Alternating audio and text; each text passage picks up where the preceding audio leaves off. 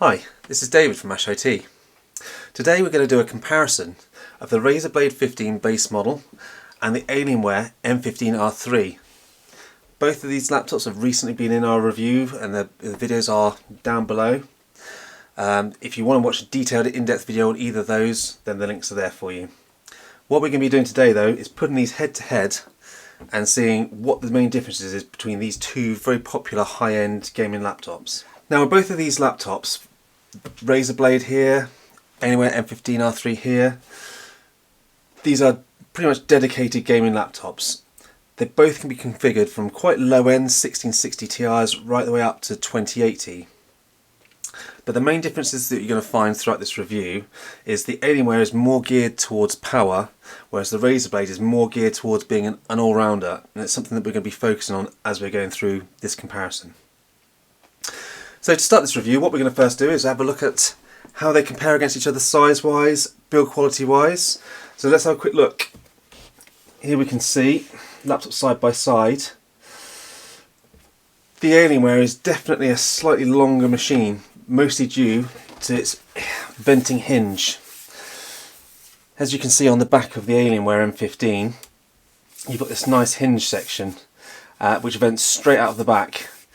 Now although this makes the laptop slightly less portable, it does mean that you're having the air blowing directly out the back of the machine, which is a much better way of venting that hot air than on the Razer Blade, which is more like the old-fashioned Mac style, where it's a cleaner build, but it's pumping the air out of the bottom here. So it's not as easy to escape from around the laptop. Also, what you'll find with the M15 is you have vents on both sides of the laptop. Again, that aids in ventilating the more powerful specifications that you will get in these machines. Now, with regards to the actual build quality themselves, the Razer Blade is made out of machined aluminium. It has an amazing sort of build quality to it, a real heft to it. The whole top section is like one piece, and then you have this aluminium plate on the base, which is very easy to take off with a few T5 Torx screws around it. Very solid, lovely to handle, really nice and compact, chunky, solid design. The Alienware M15 on the other hand, it's got, I believe, magnesium internals, but more of a plastic chassis. It feels nice to the touch, it feels very solid and hefty, but the build quality doesn't feel as solid as the aluminium build on this machine here. I don't think either of these are going to break in a hurry. They're both solid machines, so I have to give it to the Razer Blade for the build quality of the laptop. Now we know that the actual laptop is longer, but you can see as well it's a little bit wider. The Razer Blade has got very narrow bezels, so it does make this Razer Blade a much more compact machine than the Alienware. And when it comes to the actual depth, the Alienware's got a very slight taper to it.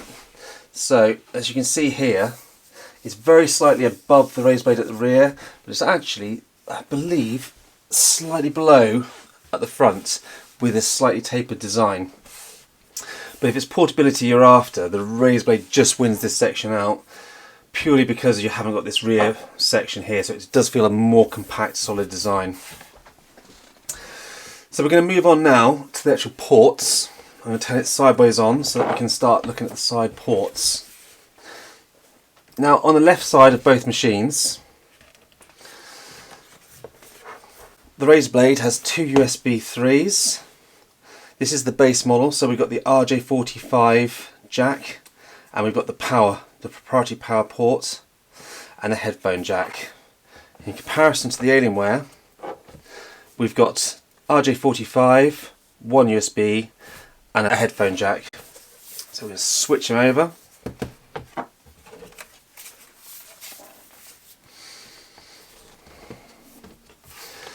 On this side we've got a Thunderbolt 3, another USB-C, HDMI 2 and a mini display port. Whereas the Alienware we've got the two USB 3 and a micro SD card. Now on the rear of the laptop, Razer Blade has nothing, but the Alienware, this has an HDMI 2, a mini display port, a Thunderbolt 3, which also accepts charge. Only the Razer Blade Advanced can do the same, the base model can't, so that's something to take into consideration. This is their Alienware amplifier for adding external graphics cards, as well as the Thunderbolt 3 option, and the Dell power supply. So when it comes to ports, the Alienware has the upper hand. This is handy having the micro SD card, although definitely a full-size SD card would have been better, but still that's better than nothing. Plus you've got ports on the back which make it a little bit cleaner when you've got the cables coming out of the back, and you've got more port options. One other point with regards to the Razer Blade, on the front you have the status LED light. This is something that Alienware have done away with a few years ago. There's a very sort of clean design now, there's no lights. But I find this light is quite handy. Blinking white means you are in sleep mode. Blinking green means that you're running but the screen may be off. And I believe it will flash when you're on low on battery. That is quite a handy feature, and I don't know why everybody's dumping it, but that to me is very useful. So when we're talking about the lights, talking about the status lights, with the Razer Blade, the only other light is the snake logo, the Razer snake logo. This lights up green, and that's it. Basically, a lot of people that dislike it will cover this with a debranch skin, but that's the only other external lighting. This might be something you like or dislike. If you want more of a business class laptop, then that might be quite nice to you. But with regards to the Alienware, we have the Alien head, which will light up and can flash and can stay static, your choice. This can also have its colour changed in the Alienware software. And on the rear of the laptop, we have the ring right the way around the rear vents. And again, you can choose the colour of this light, and you can have it to flash or static. And again, that's all held in the Alienware Command Center software. We'll talk about that later on. So let's open both these laptops up and look at the inside. First we've got the Razer Blade, and open up the Alienware. Okay, so now we've got both the laptops open. The other lighting on both these laptops is obviously the keyboards. So I'm going to start with Razer Blade. Now the Razer Blade base model, although you can change the colours of the keyboard, it's a single zone in the Synapse software. So within Synapse software you can choose whatever colour you like, but the whole keyboard is set to that colour. If you buy the advanced Razer Blade, the Razer Blade Advanced, it's per key backlit keyboard. Looking at the Alienware, again, RGB keyboard per key on all the models that I think they're going to sell. And again, this is held within the Alienware software. You've also got the power button here is a light. This is quite a handy little feature on this one, because what you can do is you can change the colour depending on whether you're on battery or power, which is quite a nice little feature, because if you've accidentally pulled your power lead out or you've forgotten to plug it in, just by looking at the power button you can see that you're actually not on mains. That's always been quite a nice thing with the Alienwares. Now we're on the inside of the laptop. Let's look at the keyboards themselves. The Razer Blade Base 2019 model here keyboard. As I said in my review, it's a very average keyboard. It's very soft with very little travel. It's not the nicest keyboard to type on. Also, the layout isn't great, with the cursor keys being in an awkward position. They've kind of fixed this in the 2020 model, but still not amazing, and the actual feel of the keys is the same in the 2020 model. So between the two, the win would have to go to the Alienware. The Alienware keyboard is absolutely fantastic. It's got an amazing layout. They've separated the cursor keys, which is brilliant. The keys feel tactile and crisp. A good layout. And they've got a little bit more depth as well when you're pressing the key, so it's a really nice typing experience. So between these two laptops, definitely the Alienware takes the win for the keyboard. In contrast to the trackpads, it's completely the other way.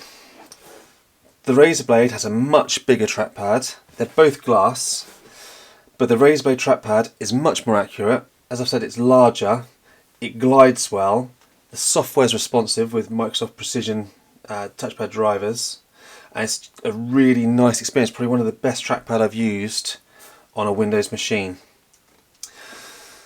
In comparison to the Alienware, which has used quite a small trackpad in comparison, it's still glass, but for some reason it just doesn't feel as responsive. It almost feels a little bit sticky as you're gliding around. You feel like the cursor's sort of catching you up. It's definitely not as responsive. It doesn't sound as nice when you click it, and it doesn't feel as nice. So keyboard, Alienware, trackpad, definitely the Razer. With regards to the displays, both of these laptops have multiple display options. They both offer 144 Hz. They both offer 300 Hz, although you'll need to buy the Razer Blade Advanced to get the 300 Hz on the Razer. They both offer OLED panels. So either one of those is a wash. You choose the model when you're configuring it as to which screen that you really want. I've got the 144 Hz on the Razer Blade. I've got the 300 Hz on the Alienware, and if I'm really honest, they both feel great. They're both LG screens. They're both bright, both colour accurate, both anti-glare, and they both feel very quick. I really, 62 Hz to 144 Hz, I can really tell the difference, but between 144 and 300 Hz, I haven't really noticed it. And I also think part of the problem with that is neither of the machines can drive many games at 300 Hz, well, not even 144 Hz, not solidly. So if I was honest, I would just pick up the 144 Hz screen if I was buying it personally out of my own money. Next we're looking at speakers. The Razer Blade has upward firing speakers. They sound pretty good for a Windows laptop. They're nowhere near as good as a MacBook Pro, the 13 or the 16. But they are good. You can listen to a bit of music on this. There's very little bass, but it's clear. The Alienware M15, they're downward firing speakers. They are better than the R2 model with this new R3. They sound better, the clarity is better. But the Razer Blade speakers definitely sound nicer. Much better speakers. So both of these machines have their own software which will control the lighting and the performance profiles. On the Razer Blade we're using Synapse 3 to do all of our performance modes, key macros, lighting, all of those settings are held within here. In a comparison to the Alienware, it's in the Alienware Command Center, and that does all pretty much the same features. Using both of the two softwares, I have to be honest, I do think the Synapse 3 is a much more powerful piece of software. It feels to me like since the Alienware made the new Command Center software, they haven't really done a great deal with it. They brought it out a couple of years ago with the M15, and it's felt quite bare bones. They haven't really felt like they've added much to it. So with the Razer Blade, it's very easy to create profiles, and on those profiles you can add your lighting, different macro keys, so if you can hold a function down and have any of the key have a secondary option, which is really quite nice. So I'll set up different profiles and things as different macros. The lighting is very easy to change it, either per game or per profile. The performance section, this is quite handy, it's quite easy to understand. You've got balance creator and gaming, and with each one of those you can adjust the fans as well if you wish, but I find just leaving it on it as it is quite handy. They're greyed out at the moment because I am on battery, so it doesn't allow you to do that whilst you're on battery. You can change the screen here to 144 Hz or to 60 Hz, which is quite nice, so when you're on battery you can drop it down to 60 Hz and save a bit of extra battery.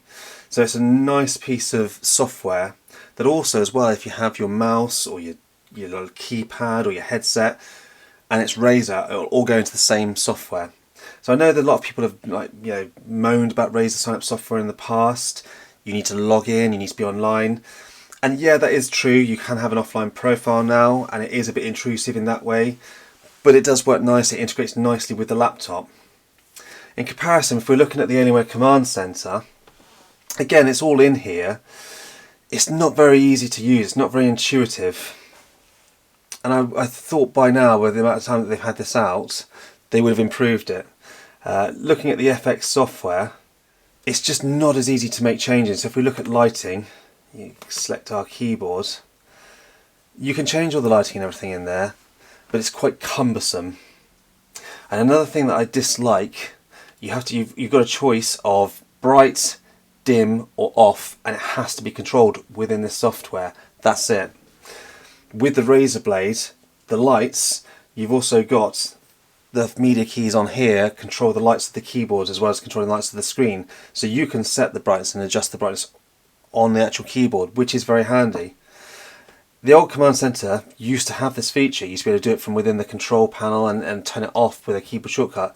It's a shame they seem to have done away with that now, and it has to be done within the software.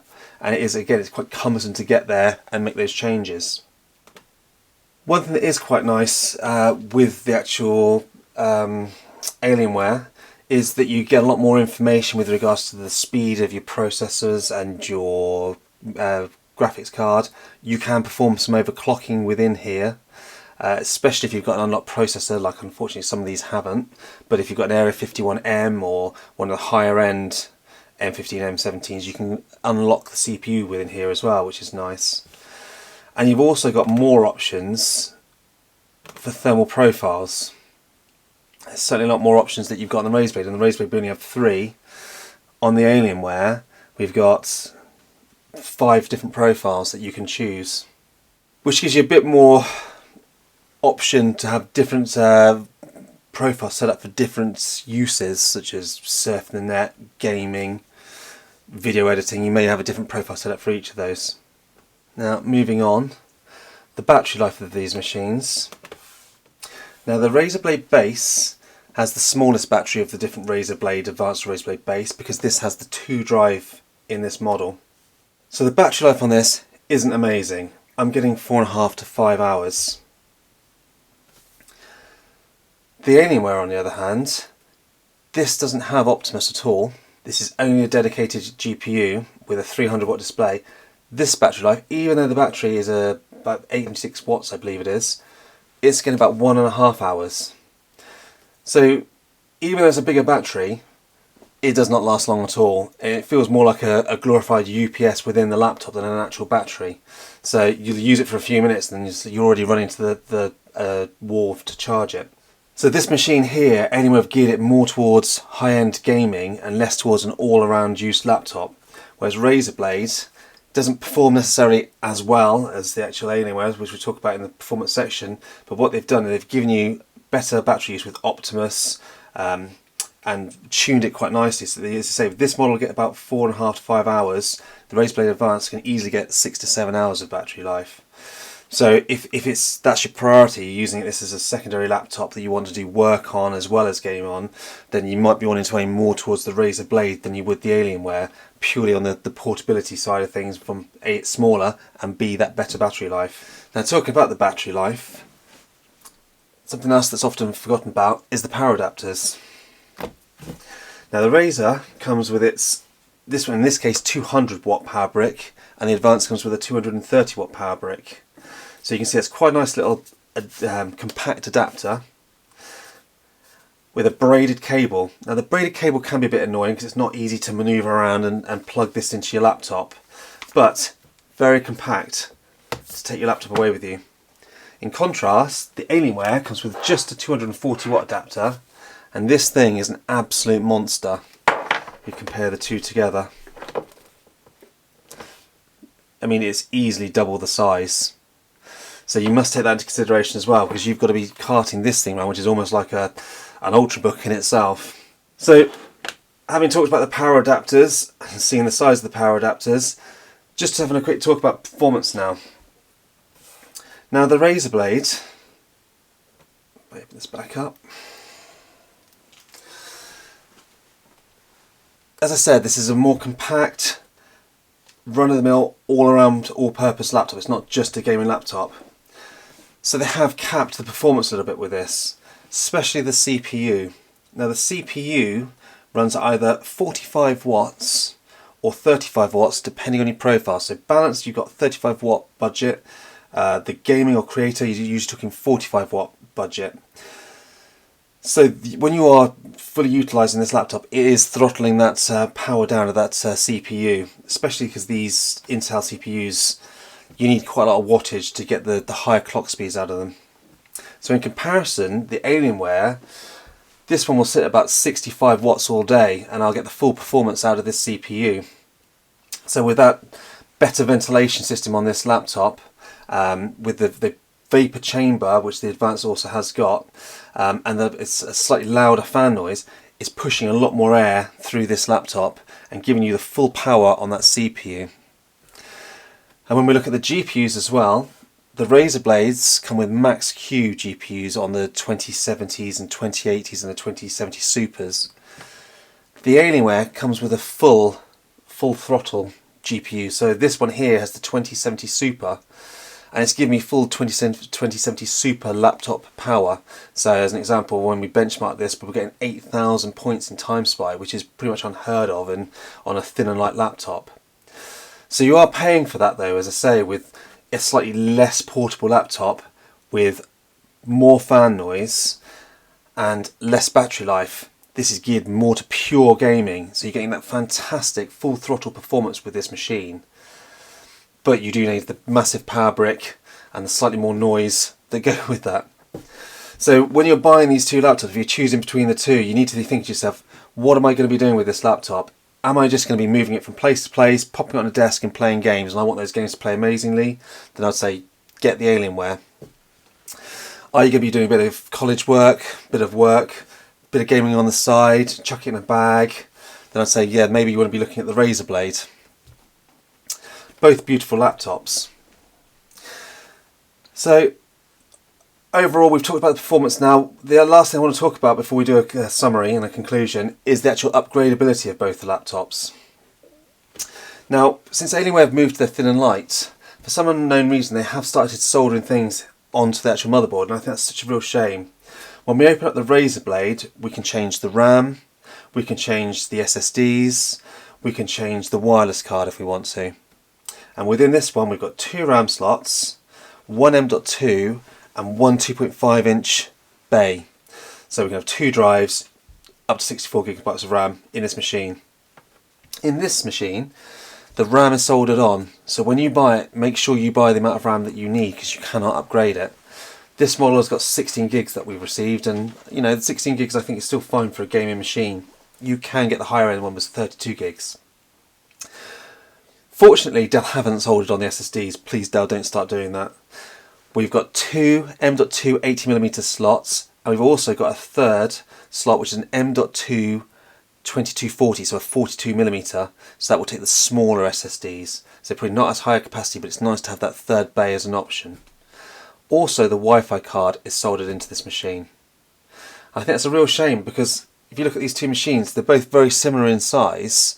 Dell said to make it thinner they had to solder on the RAM and this and the other. I don't think that's the case. If you look at their new XPS line, their XPS machine has RAM that you can upgrade. It has proper RAM slots. If you could do it on the XPS, and that's the XPS is thinner than this Alienware, why couldn't Dell have done that on their Alienware? Okay, so in conclusion, having used both of these machines for a few weeks now, I do like them both for different reasons. I feel that this is a really good all-around machine. So say for instance you've got a decent desktop at home, you want a laptop for on the go, for a bit of work, gaming, listening to some music, obviously you can use a bit of battery. I would definitely choose the Razer Blade over the Alienware. But if your Alienware is maybe your only machine, or you know you really are a die-hard gamer, you're not so bothered about battery life, you're not so bothered about the weight, the power brick, then the Alienware is your choice. I mean, you're getting full throttle power with this Alienware, and that is really unusual on a laptop of this thin and light size and weight of a machine. Both laptops look amazing, both laptops are very sturdy, and both are quite equally priced when you actually spec them out to match each other. Now admittedly, this is the base model with a 1660 Ti. This is just the 2070 Super with a 6-core 10750H. So I'm not going to compare them with benchmark spec for spec, because clearly the Alienware would massively win anyway. But if you got the similarly configured Razer Blade to this Alienware, what you would find is this would perform better, purely because it's not a max Q, purely because they do not throttle that CPU like the Razer does. So with Razer you're paying more for the aesthetics and the Razer name, you could say, but the Alienware is also quite an expensive brand. In my case, which would I choose out of these two? Well, I would have to pick the Razer Blade personally, because I think it's a fantastic solid feeling machine that I can just chuck in a bag and I'm really happy with. It really does feel nice and solid. I love the smaller power brick, and I love the fact that I can upgrade the RAM, I can upgrade the drives, and I like a little bit of battery life for my laptops. This does feel like a glorified UPS. Well, let me know what you think between these two laptops down in the comments below. I'd like to know what your thoughts are, whether you think it's more important to the full-powered game performance of the laptop, or whether you think Razer have gone for the right approach with their throttled but better all-around behaviour. And please subscribe and hit the notifications if you'd like to see more reviews like this one here, or the reviews of the laptops we have coming in the coming weeks. And thank you for watching.